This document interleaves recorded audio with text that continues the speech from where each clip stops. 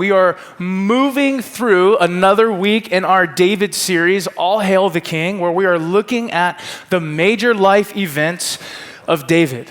He starts off as this shepherd boy. He becomes the giant slayer. Today and next week, we're going to see how he becomes kind of a fugitive on the run. And eventually, he will become king/mob boss.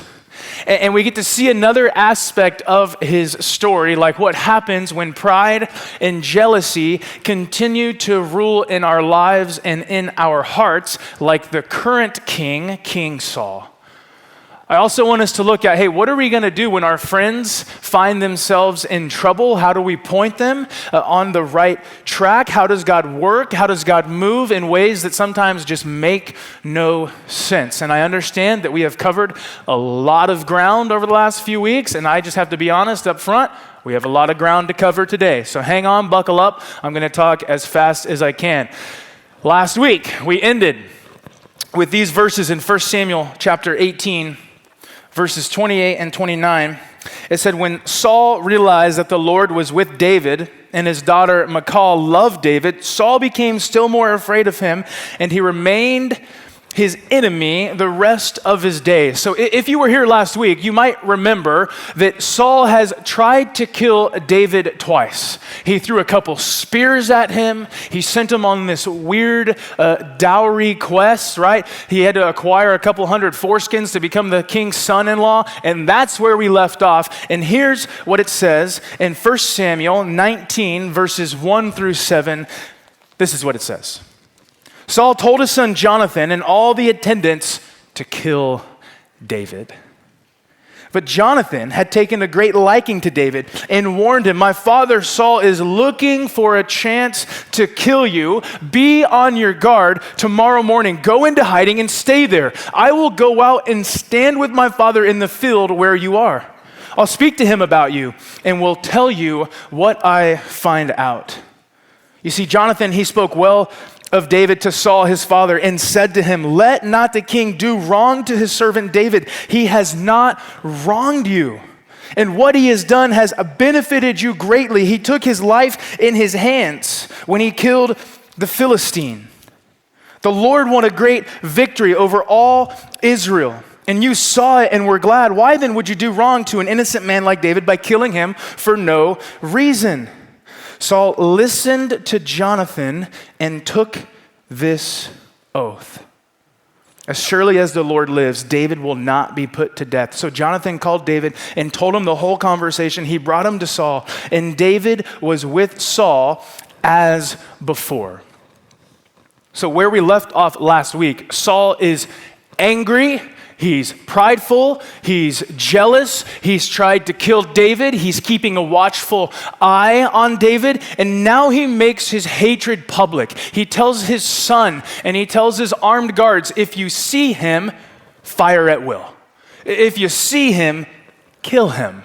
I'm tired of this shepherd boy who's rising through the ranks. I'm tired of this kid where all the women come out from all the towns and sing about him. But Johnny, he goes to his dad and he says, Dad, what are you doing?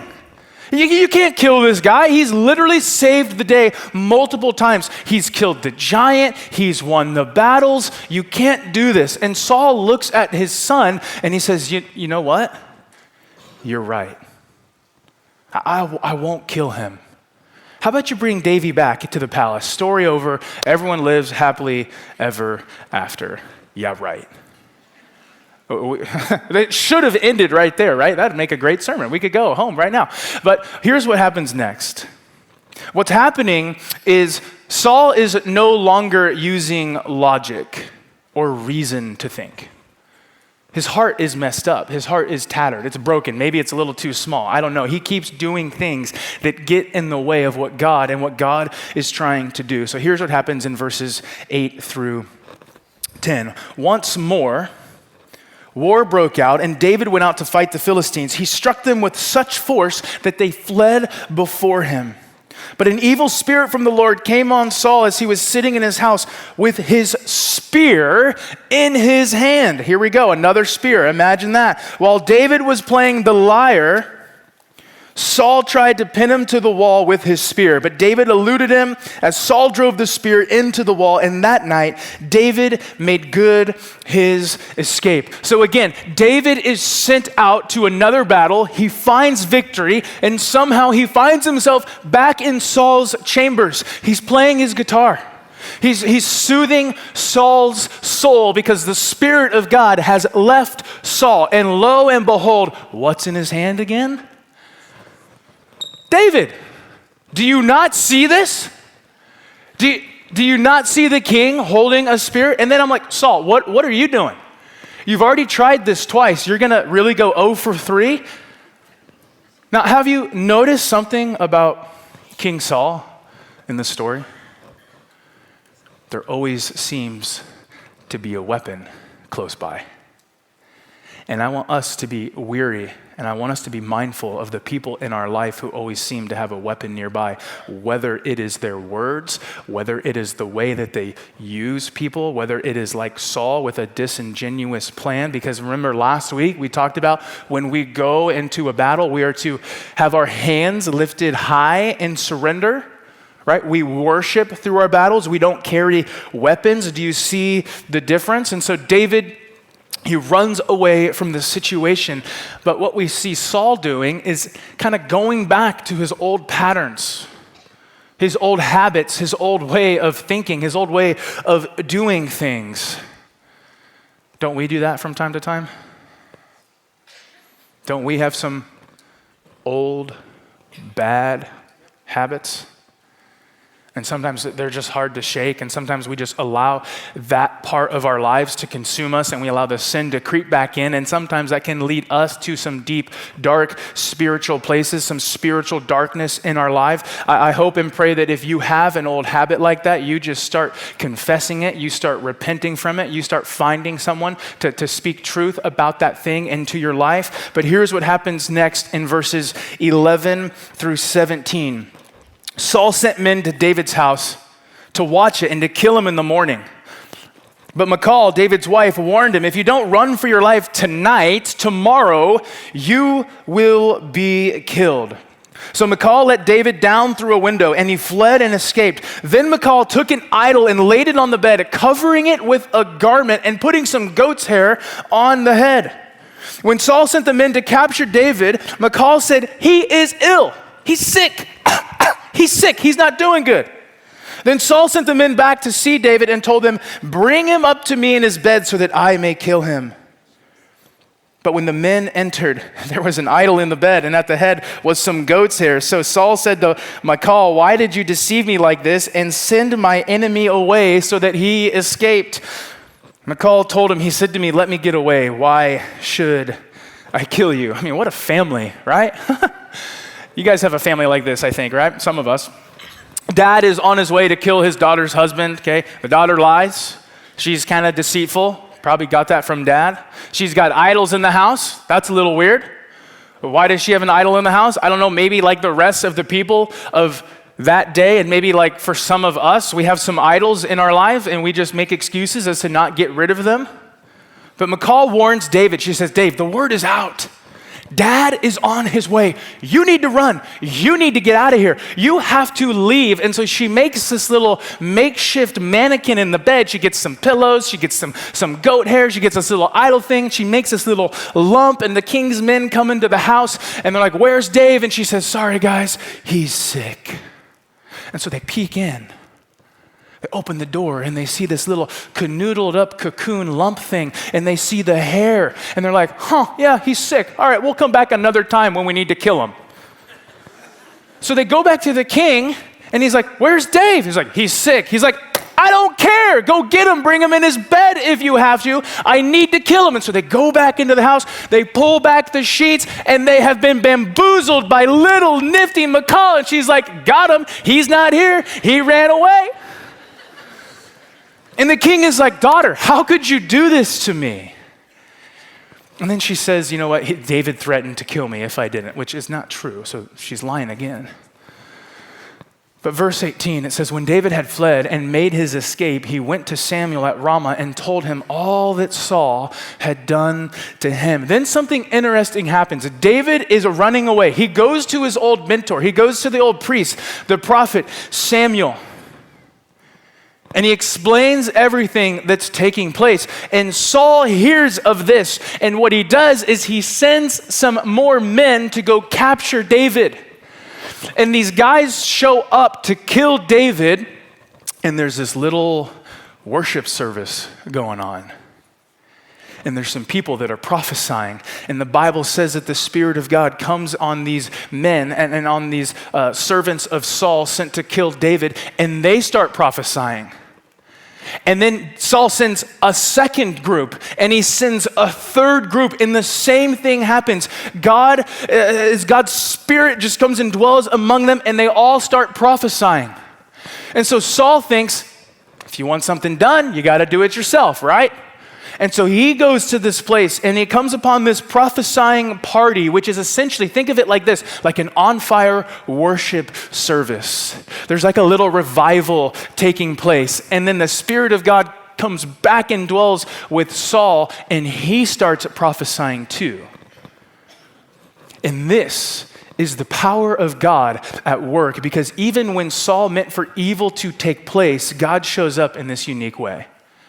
He protects David. He changes Saul in that moment, at least for this time. And God is amazing because God does what he wants, when he wants, and in the midst of this evil trying to take place, God makes a way. And like we've talked about over these last few weeks, there's a lot of psalms, songs, poems in our Bible, a lot of which have been written by David that kind of go hand in hand with the story of David. And it's almost like a good movie has an even better soundtrack. You know what I'm talking about? Okay, this is what happens because David, he writes this song, he writes this psalm, he writes this poem that's playing in the background, and this is what it says in Psalm 59. If you have a Bible, there's this little paragraph that is right below where it says Psalm 59, and it says this, "For the director of music to the tune of Do Not Destroy." It's a song of David.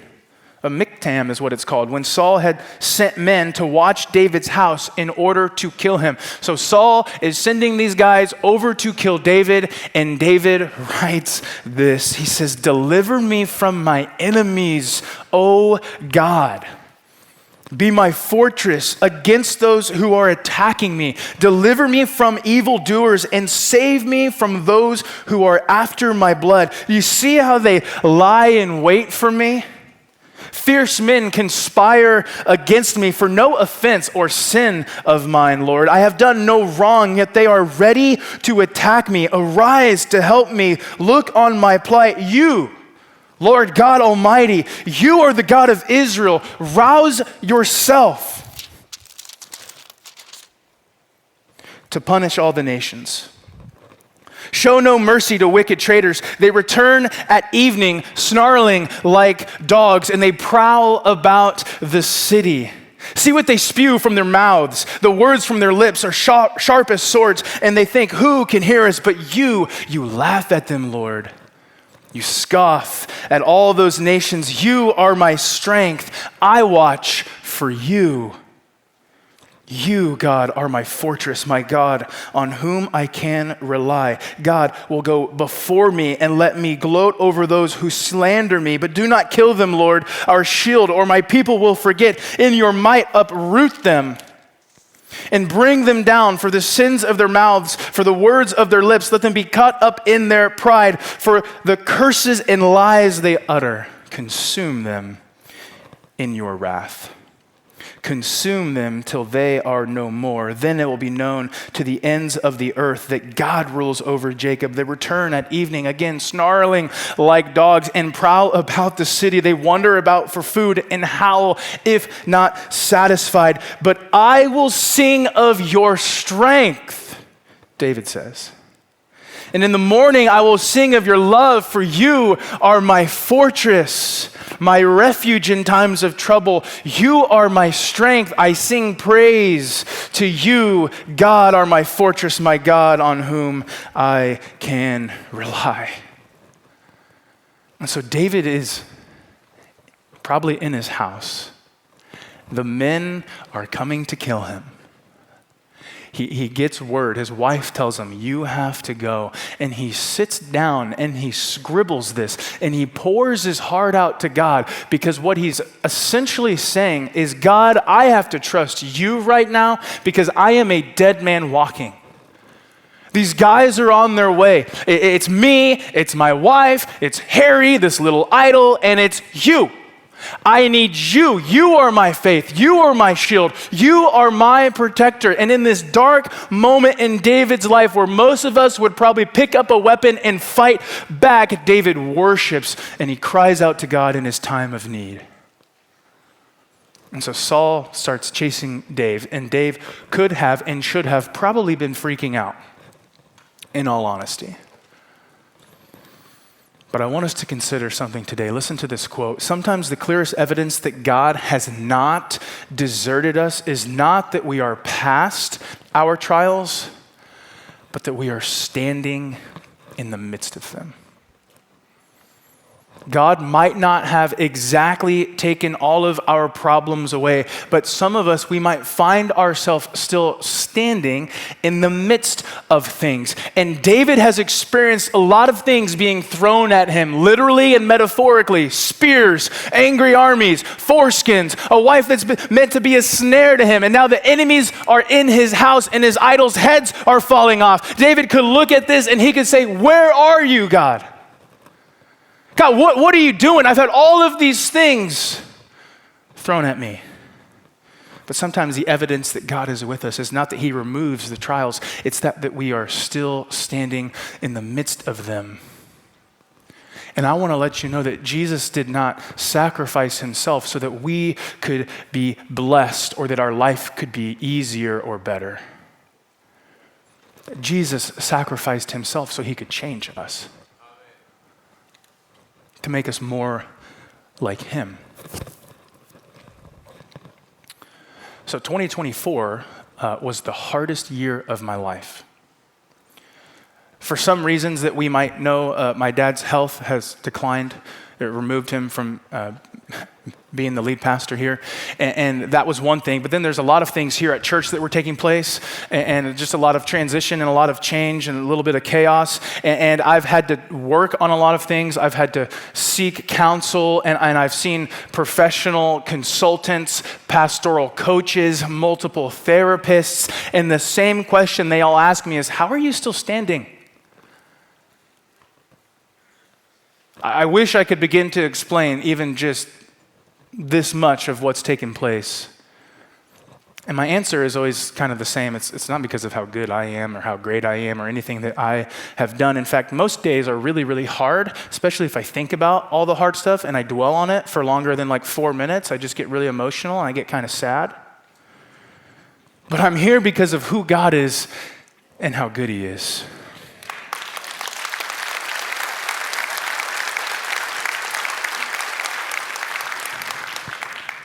And it is very clear that he has been standing with me in the middle of my stuff.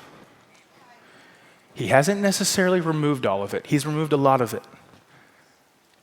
But he's standing with me. And I have good days and I have bad days, and I make good decisions and I still make poor decisions. But the only way I'm here is because of God, his grace, his mercy, his power, and his spirit that is on me. That's where David is right now when he's on the run. And I heard someone say it like this: you don't get to panic until God panics. You don't get to be afraid until God is afraid. And let me tell you something, God is never afraid and God never panics. And I feel like it's so easy for us in our flesh and just in the life that we live in the world that we live in. It is easy for us to panic, right? The smallest inconvenience or maybe the biggest diagnosis has changed your life, and we just think, I'm gonna take control in my own hands. I'm gonna start panicking and I'm gonna start worrying. And what happens when we do that? Does it get better or does it get worse? Typically, it gets worse. And I wanna let you know that we serve the God of the universe, and you're allowed to panic when he panics. Point number one, you can panic when God panics, amen? So 1 Samuel, we're moving on to chapter 20. David is on the run. Saul sends these guys to kill him. They're prophesying. They have this little revival. And here's what happens next in 1 Samuel chapter 20. Let me see if I can flip back to it in my Bible. Verses 1 through 4. Then David fled from Naoth at Ramah and went to Jonathan and asked, "What have I done? What's happening? Why does this guy want to kill me? What's my crime? How have I wronged your father that he is trying to kill me?" "Never," Jonathan replied. "You are not going to die. Look, my father doesn't do anything great or small without letting me know. Why should he hide this from me? It isn't so." But David took an oath and said, "Your father knows very well that I have found favor in your eyes, John." And he said to himself, "Jonathan must not know this, or he will be grieved. Yet as surely as the Lord lives and as you live, there's only a step between me and death." And Jonathan said to David, "Whatever you want me to do, I will do for you." And so look, there's been a ton of things happening in chapter 19 and now in chapter 20, and I'm going to try to summarize most of it. But what's happening is Jonathan is being a really good friend to David. Because we all need a really good friend in this life, amen? We need good people. We need godly people in our life who can pour into us and we can pour into them. They can tell us the hard, honest truth that we know we don't want to hear, but we know we need to hear. And we can be honest with them. These chapters, 19 and 20, it's really about how Jonathan is a good friend to David. And I want to look at some of his traits, and then I want to compare them to his dad's. But point number 2 is this: you need God-given relationships. You need God-given relationships, because sometimes what God does in all of his knowledge and might and his power is he puts people in your life on purpose and for a purpose. And sometimes it's for just a specific season. And so sometimes we need to be okay if people come into our life but then remove themselves, or we remove ourselves from those people. But that's what God did with David and Jonathan. And Jonathan was put in David's life for protection, for truth, for loyalty. How many of you have a friend like that? How many of you have a friend that you can count on no matter what? You can trust always. I would imagine that some of us have friends in our lives that we never expected to be friends with in the first place. It's like God just kind of plops people down next to you and is like, "Hey, I think you need this person." And you're like, "No, I don't. This person's a weirdo." It's like, no, you really need this person. This has happened to me on multiple occasions, but one time in college, I was in Youth Ministry 101. And I had just transferred from Fresno State, and I transferred to Hope International University. I think I was a sophomore, but what happened is the kids that I was friends with, they had already been at the school for a year and a half. And so they had already made their friends and their groups and their cliques and whatnot. It's a very small university. It's like going back to high school almost. It was worse than high school. And what happened was I sat down in Youth Ministry 101, and this weird guy came and sat next to me. I looked at him. I was like, "What is the weird guy doing here?" I wish I could explain to you how weird he is, but he's my best friend. And it turns out that in the midst of that year and a half where I was not at that university, some stuff had gone down and some friend groups had made some splits. And so I needed a friend because I was the new kid on campus coming in mid-year. That's weird. I was put in a room with 3 dudes who did not want me around. And so I needed a friend, and God said, "Hey, here's your new best friend." And he had kind of been a part of that friend split. And so he looked at me, I looked at him, I said, "I guess we're friends now." And he is literally the smartest person I know. He has helped me through everything that I've gone through. And God ordained that. It was a God-given friendship. A couple years ago, I was at a training just down the street for a local Christian organization to be a volunteer. Same thing. I sat next to this guy. I'm like, what's this weird guy doing here? Maybe I'm the weird guy. Maybe they're thinking that about me. And so I sit down. I'm like, God, why am I sitting next to this guy? I don't want to talk to him. See, I had judged this person before I even got to know him. I thought I knew him because I knew some things about him. And turns out that guy is now one of my best friends. And he is the most caring, loving, compassionate human being I have ever met. And he has protected me, and he is a safe place. He is like Jonathan to my David, and we get to vent and share. And God gave me these friendships because he knew that's who I needed. And I pray that you have someone like that in your life. And if you don't, I want to encourage you, be the friend that you need to someone else. And then start praying to God. Say, God, I need someone to show up. I need someone in my life who I can be honest with, who they can be honest to me. God, give me someone and see how God provides. But now we're moving through the story. I'm going to try to summarize the rest of chapter 20, at least verses 5 through 17, actually the rest of the chapter, because what happens is David and Jonathan come up with this plan. David is supposed to go to this fancy dinner with the king. Why? Don't know. And he's telling Jonathan, I can't go to this fancy dinner. Your dad's going to kill me. And Jonathan is like, no, he's not going to kill you. He's going to tell me if he's going to kill you. So he's like, okay, I'm going to skip night one of the fancy dinner. And if your dad reacts, you know he wants to kill me. And if he doesn't react, then I'm safe. I'll show up. So he skips night one. Saul doesn't say anything. He's like, well, I don't really care. Then night two comes, and Saul is like, where's Dave? Where is he? His anger flares up, and Jonathan is trying to talk with his dad, and King Saul then throws a spear at his son, Jonathan, because that's how angry he is. And they're going through this thing, and what happens is the story continues in verse 32 through 34. Jonathan is talking to his dad, and he's like, why should he be put to death? What has he done? Verse 33, but Saul hurled a spear at him to kill him. And then Jonathan knew, my father intends to kill David. So Jonathan got up from the table in fierce anger. On the second day of the feast, he did not eat because he was grieved at his father's shameful treatment. And so they had this other plan with some arrows and stuff. You can read it later. But David is told by Jonathan, you're right, he's mad, you gotta go.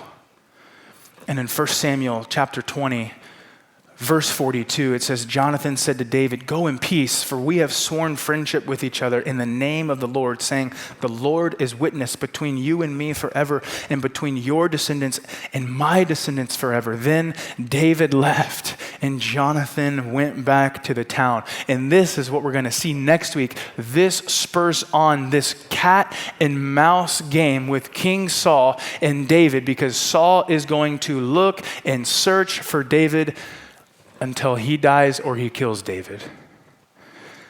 But I want to look at this God-ordained friendship just for a few minutes, because there are some important things that Jonathan teaches us when it comes to friendship. When it comes to friends, point number 3A is Jonathan, he spoke truth and he warned David. We need to speak truth to the people around us in their lives, and sometimes we need to warn people.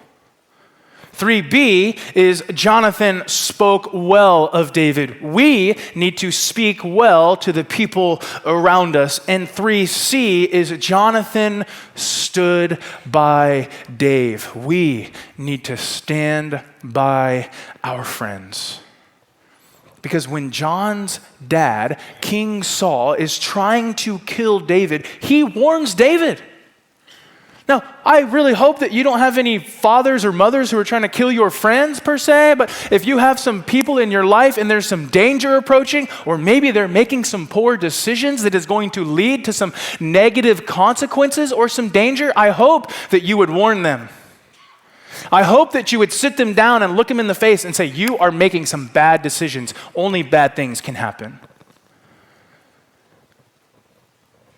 And as a pastor, I get to have these conversations all the time.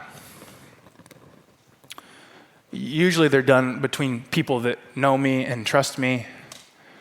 and vice versa, and I have a friendship with them, I have a relationship with them, but I get to sit them down and I get to warn them and say, hey, you are making some really poor decisions. Here's what God wants for you in this moment. And so we get to speak truth, and we get to be honest, and we get to warn our friends. We get to do it in a non-judgmental way or a non-condemning way, but with grace and with truth. And so Jonathan had multiple opportunities to speak poorly about David, but in every interaction he has with King Saul, he speaks highly of David. He is his hype man. He had his best interest in mind, and he always had his back. Find a friend that will speak well to you, about you, for you, and behind you. Because we love to be in the know. We love to know the 411. What is the gossip? Spill the tea. Tell me everything. But we need to be people known for how well we speak of not only just a few people, not only of the people that we like, but everyone. And that's hard to do because don't people make you mad and frustrate you? And some people are annoying. And I think if I think that way about some people, then they for sure think that about me. And so I'm just going to keep my comments to myself. Jonathan could have agreed with his dad. He could have piled on about David. He could have told him. He could have been this double agent informant. He could have told him of all the plans and all the secrets, but he spoke well of David, and we need to speak well of others. And lastly, John stood by David. Even in the midst of all the chaos and the turmoil, he went against his own dad. He could have lured David in and killed him himself. It was his right to the throne. Jonathan was next in line for the kingship, but he didn't want it. He could have done all of these things, but he saw David's heart, and Jonathan had a heart after God's too. And eventually, John is like, I don't want to be around this negativity. I don't want my dad to drag me down. So who are the Jonathans in your life?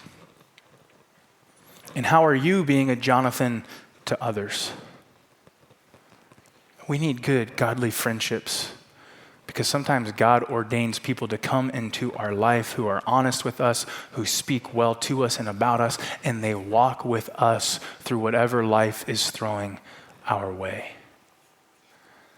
That's a friend, but there's also a foe. And foes teach us a thing or two as well. And in our situation, Saul is the foe. Saul is bad. He's not a friend of David. He's not a friend of Jonathan. He's not a friend of ours because unfortunately, not everyone that we come across will be our friend. But when it comes to foes, there's three things I want us to know. 4A is we need to avoid toxic people. Saul is toxic. I don't know if you knew that or not. Avoid people like that. But 4B is we need to love people, but don't let them destroy us. We're still called to love people, but we should be wise enough to not let them destroy us. And 4C is probably the hardest one, never retaliate. Never retaliate. When it comes to avoiding toxic people, you have to understand and you have to get to know them and you have to know their nature. I mean, look at Saul. He's jealous, he's prideful, he's manipulative, and he is violent. If you know people like that, run away from them. And you're like, I can't because that person's in my family. I can't run away from them. We can talk about that later. Some people are not interested in keeping peace. And they use control and they use their insecurity to drive them. And we probably know people like that, and we probably spend a little too much time with those people. And the more you hang around toxic people, do you think you're going to become more or less toxic? Probably more. The people that you hang around with that make you less like Jesus will probably continue to make you less like Jesus. Think about it this way. The people who make you less like Jesus are the people you need to hang around with less.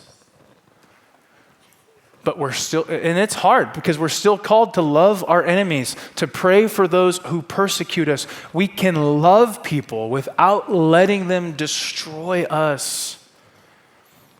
This is what David did with Saul. He ran away. Granted, he was kind of forced to run away, but he separated himself because sometimes the best thing that we can do is we can create space and distance with honor.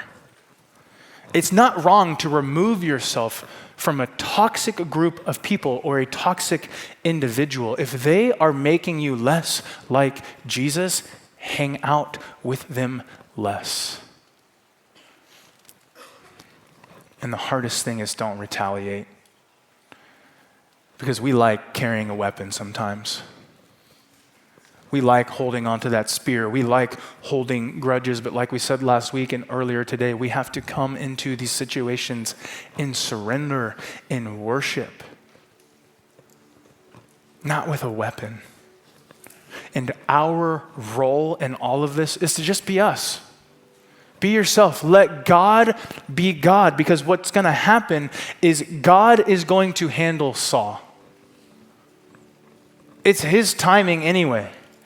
And David had every opportunity to backtalk, to slander, to curse Saul. You think David, who killed the giant, could have killed Saul? He probably could have. It was his throne. God gave it to him. He could have taken it by force.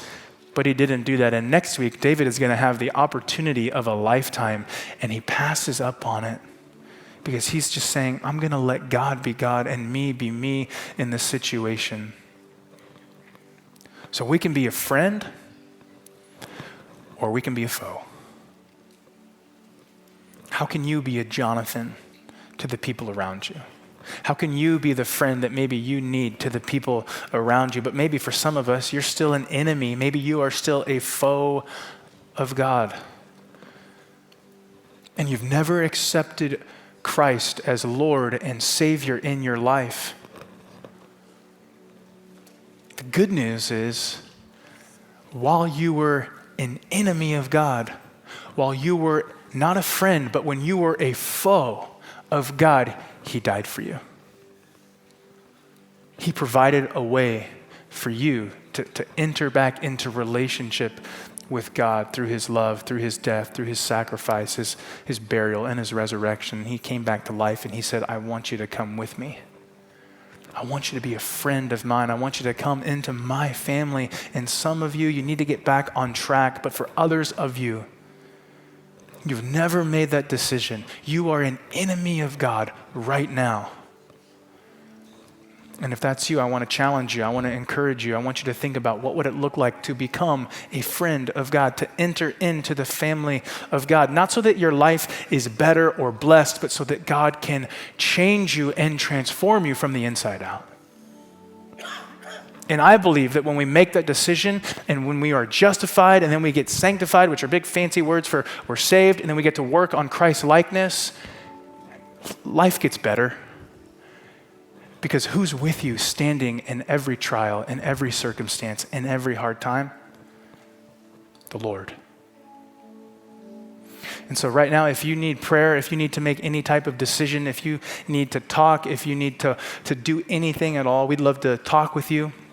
We'd love to pray with you. We'd love to pray for you. But if you have a decision to make for the Lord and you want to have Him enter into your life and you want to submit and surrender to Him, there's going to be some people down here in the front, and we'd love to baptize you.